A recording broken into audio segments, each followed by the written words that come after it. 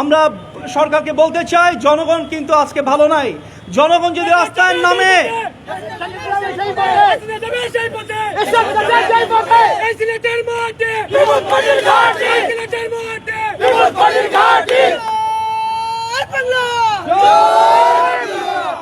জনগণ যদি রাস্তায় নামে তাহলে কিন্তু পালানোর সুযোগ আপনারা পাবেন না, জনগণকে খেপাবেন না। আজকে বিদ্যুৎ আপনারা নাকি মাথায় করে বিক্রি করবেন, আপনাদের এক সাংসদ বলেছিল। আজকে বিদ্যুতের কেন এত সংকট? আপনারা বলেন 20,000 মেগাওয়াট বিদ্যুৎ নাকি উৎপাদন হয়, কিন্তু আমরা দেখতে পাই এই সিলেটে এসেও দেখতে পেয়েছি দিনে মিনিমাম 10 বার ইলেকট্রিসিটি যায়। তাহলে আপনারা এই গাল গপ্প আর কতদিন শোনাবেন লোকজনকে? আজকে গণতন্ত্রকে আপনারা ধ্বংসের দ্বার প্রান্তে নিয়ে গেছেন, নির্বাচন ব্যবস্থাকে আপনারা ধ্বংসের দ্বার প্রান্তে নিয়ে গেছেন। 2014 সালে নির্বাচন আমরা দেখেছি, 2018 সালে নির্বাচন আমরা দেখেছি, কোনো ধরনের জনগণের কোনো সম্পৃক্ততা নাই। আর সেই কারণেই আপনারা জনগণের ভোটে যেহেতু নির্বাচিত হন নাই, জনগণের কথাও আপনারা চিন্তা করেন না।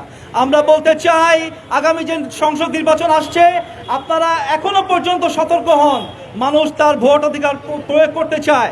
আপনারা একটি সুষ্ঠু সুন্দর নির্বাচন দিয়ে দেখুন আপনাদের জনপ্রিয়তা কোন জায়গায় আছে। যদি আপনাদের প্রতি আপনাদের সেই ভরসা থাকে, জনগণের প্রতি যদি সেই ভরসা থাকে, নিশ্চয়ই আপনারা একটা সুষ্ঠু নির্বাচন দিবেন এবং জনগণের আস্থার উপর আপনারা নির্ভর করবেন। আগামী 5ই নভেম্বর নির্বাচন আছে, আমরা দেখব এই নির্বাচনে আপনারা কি করেন। যদি এই নির্বাচনে আপনারা সেই ভোট চুরি করার চেষ্টা করেন, মনে রাখবেন জনগণ কিন্তু আপনাদের সাথে আর কখনোই থাকবে না। যাই হোক,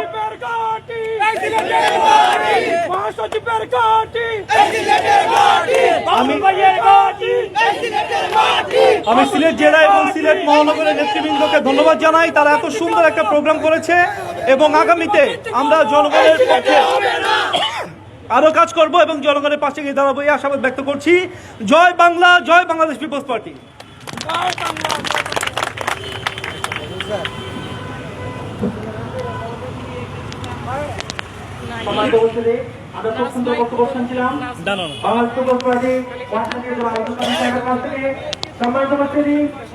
আপনাদের সম্মুখে বক্তব্য নিয়ে আসছেন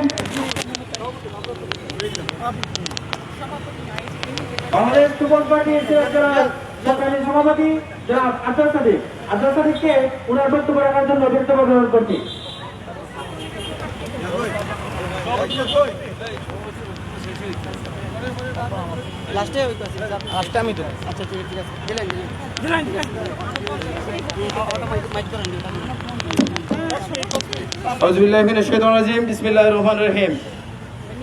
বাংলাদেশ পিপলস পার্টি সিলেট জেলা এবং মহানগর কর্তৃক আয়োজিত দ্রব্যমূল্যের ঊর্ধ্বগতি, নিত্য প্রয়োজনীয় জিনিসপত্রের দাম বৃদ্ধি, সার এবং বিদ্যুৎ সংকটের প্রতিবাদে আয়োজিত আজকের এই মানববন্ধনের উপস্থিত বাংলাদেশ পিপলস পার্টির সম্মানিত চেয়ারম্যান জননেতা জনাব বাবুল সরদার সাখারি, উপস্থিত বাংলাদেশ পিপলস পার্টির সম্মানিত কো চেয়ারম্যান জনাব পারভিন নাসির খান ভাসানী, উপস্থিত বাংলাদেশ পিপলস পার্টির সম্মানিত মহাসচিব জননেতা জনাব আব্দুল কাদের সহ বাংলাদেশ পিপলস পার্টির ঢাকা জেলার নেতৃবৃন্দ, বাংলাদেশ পিপলস পার্টির সিলেট জেলা, সুনামগঞ্জ জেলার নেতৃবৃন্দ, সবাইকে আমার ব্যক্তিগত পক্ষ থেকে আন্তরিক শুভেচ্ছা।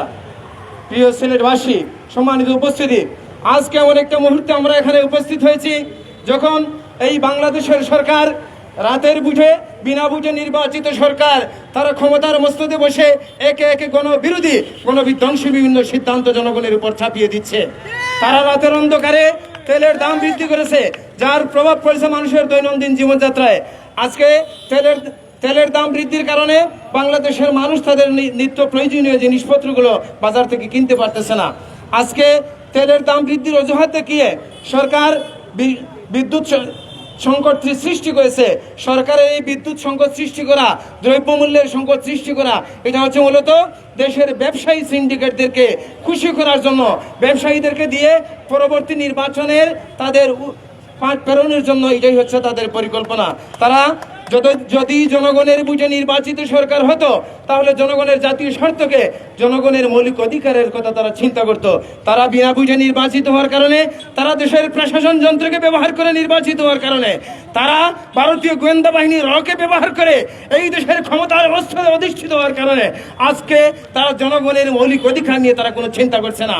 তারা আজকে খুশি যে তাদের প্রশাসন তাদের অনুকূলে আছে।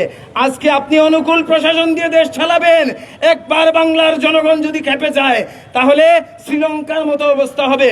আপনারা নৌকার লেজ গুটিয়ে পালানোর পথ পাবেন না।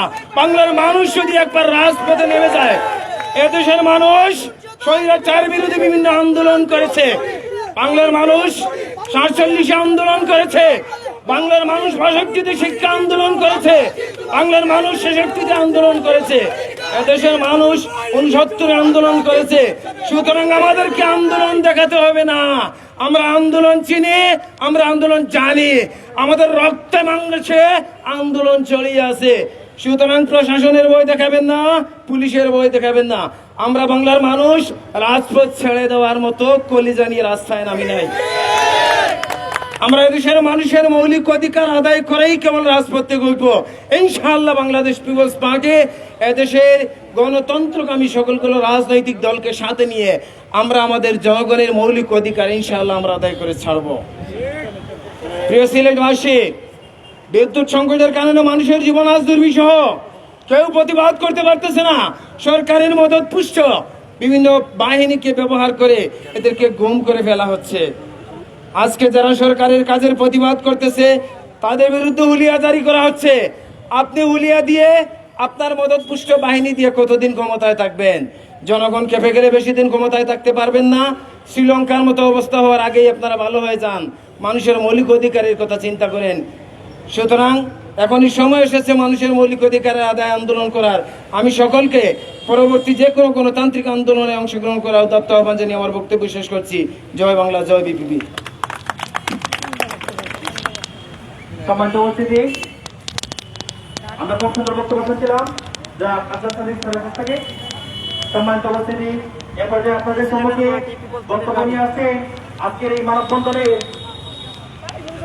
প্রধান অতিথি যারা বাবুল সাহেব ব্যবসাকারী।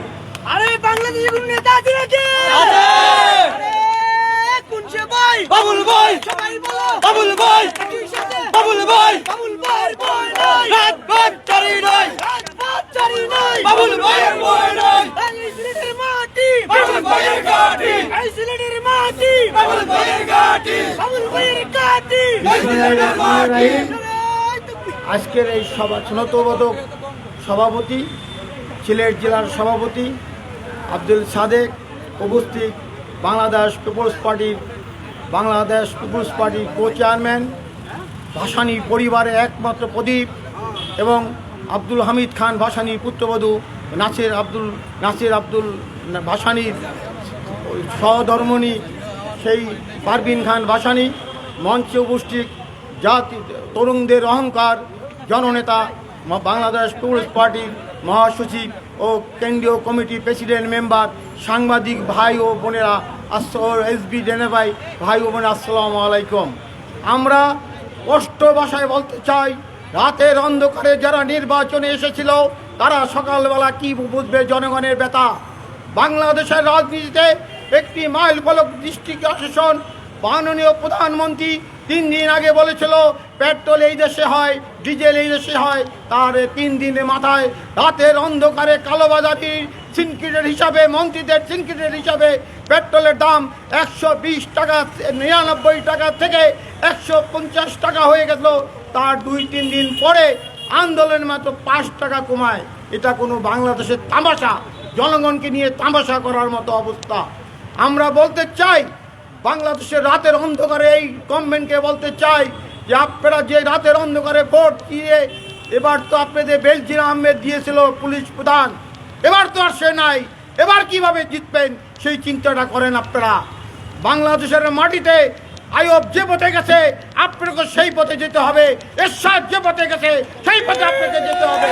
কারণ এই দেশের জনগণ যদি খেপিয়ে কেউ ক্ষমতায় থাকতে পারে নাই, তার উত্তরসূরি হিসাবে এরশাদের পদ্ধতি দেখেন।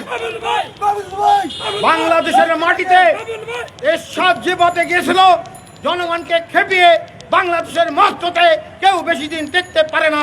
আপনিও সেই কথা মনে রাখেন। আপনার সেই দোসর জাতীয় পার্টিকে বলতে চাই, আপনারা বিরোধী দলের নেতা বলেন, গভর্নমেন্টের সব কিছু আপনারা ভোগ করেন, ফ্লাগ কুরান সংসদে বসেন, এসি বাতাস খান, আবার বলেন বিরোধী দলের নেতা। আপনাদের তামাশা, এই বিরোধী দলের নেতা গৃহপালিত এই বিরোধী দলকে আমরা চাই না। এই গভর্নমেন্ট ভেঙে দিয়ে নতুন তত্ত্বাবধায়ক সরকারের আন্ডারে নির্বাচন চায় বাংলাদেশ পিপলস পার্টি। আপনাদের একজন সংসদ সদস্য মমতাজ বেগম বলেছেন বিদ্যুৎ নাকি মাথায় নিয়ে হারে। আজকে সেই বিদ্যুৎ ঘরে ঘরে কোনো জায়গায় নাই। এক মাসে একদিনে 10 বার লোডশেডিং হয়, তাহলে আর বিদ্যুৎ আপনারা মাথায় কিভাবে দিলেন? হ্যাঁ, বিদ্যুৎ দিয়েছেন, পকেট ভারী করেছেন, স্বামী গ্রুপের পকেট ভারী করছেন, আসলামের কোম্পানিকে পকেট ভারী করছেন।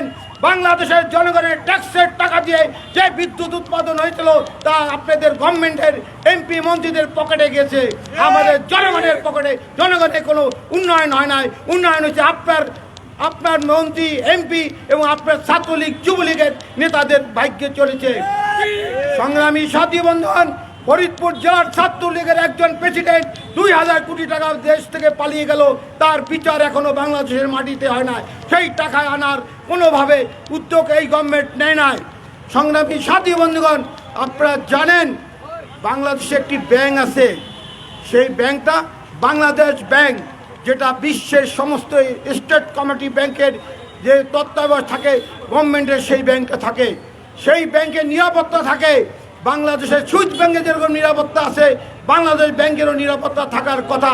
সেই ব্যাংকের থেকে বোল্ট থেকে টাকা, স্বর্ণ শ্রীলঙ্কা চলে যায়। দুঃখের কথা, আজ পর্যন্ত সূর্যের মুখ দেখে নাই সেই কেসের রায় কোনো জায়গায় দেখা গেল 2 জন ব্যাংকের কর্মকর্তাকে অবসরে দিয়েছে তারা, যাতে তাদের গল্প ফাস্ট না হয়, তাদের চুরি যেন ফাস্ট না হয়, সেই কারণে সেইগুলো করছে। আপনারা জানেন এই বাংলাদেশের মাটিতে কোনো গভর্নমেন্ট স্বৈরাচারী করে দেখতে পারবে না। জনগণ যখন একত্র হয়ে আন্দোলন ডাক দেবে, এই ডাকের একটি 12 আউলিয়ার সেই দেশ জন্মভূমি, সেই সিলেট থেকে বাংলাদেশ পিপলস পার্টি এই গভর্নমেন্টের বিরুদ্ধে আন্দোলনের, দুর্গার আন্দোলনের প্রথম সূচনা করলাম। জয় বাংলা, জয় বিপিপি। সবাইকে ধন্যবাদ। এই সিলেটের মাটি বাবুল ভাইয়ের ঘাটে, এই ভাই এগিয়ে চলো, আমরা জিতবো বলতে বাবুল ভাই এগিয়ে চলো, আমরা জিতবো। বিদ্যুৎ সংকটের প্রতিবাদে বাংলাদেশ পিপলস পার্টির বিক্ষোভ সমাবেশ ও মানববন্ধন অনুষ্ঠিত হয়।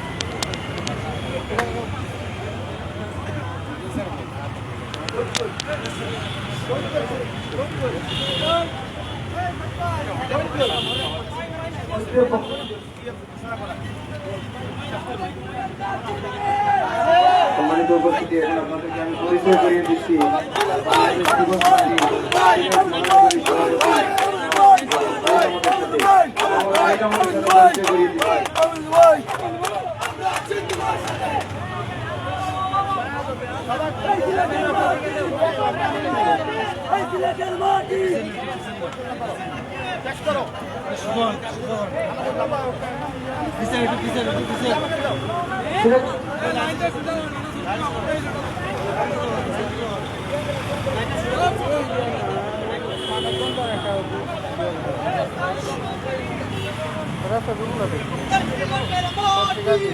ভাইয়ের ঘাটে, বাবুল ভাইয়ের ঘাটে, এই সিলেটের মাটি, বাবুল ভাইয়ের ঘাটে, জেলা মহানগর কর্তৃক আয়োজিত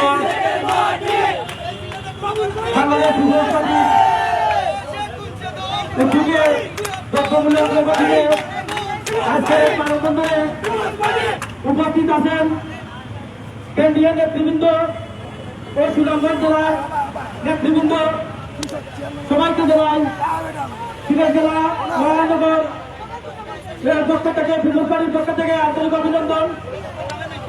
আসলে আমাদের এই বাংলাদেশটা দুর্নীতির আখড়ার একটি অঙ্গনায় একটি বিশ্বের প্রতিটি স্থানে, প্রতিটি জায়গায় যে জায়গায় মেহনতি মানুষ, যাদের ভোট অধিকারের মানুষ, যারা ভোট অধিকার, যাদের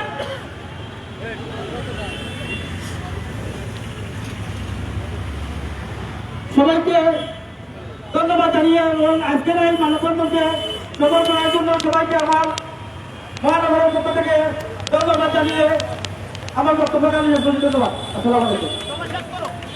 এই উপস্থিতি এখন আপনাদেরকে পরিচয় করে দিচ্ছি বাংলাদেশ পিপলস পার্টি সুনামগঞ্জ জেলার সভাপতি জনাব ইব্রাহিম খলিল ভাইয়ের সাথে। জনাব ইব্রাহিম খলিল। উপস্থিত আছেন বাংলাদেশ